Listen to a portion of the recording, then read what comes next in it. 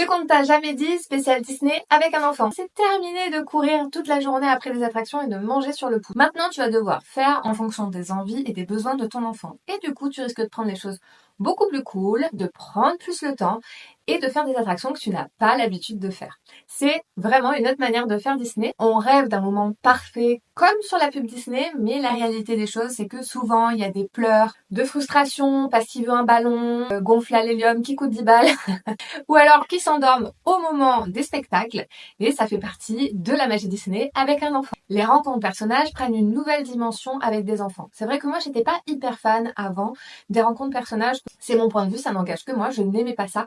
Mais avec un enfant, vraiment, je prends de nouveaux plaisirs à aller voir des personnages.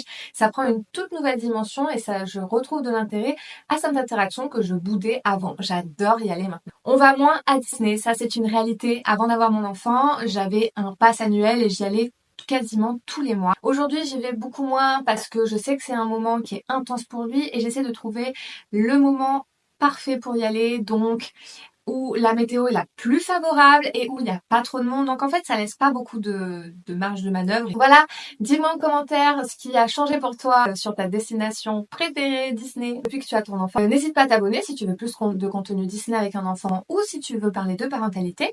Et moi, je te dis à bientôt!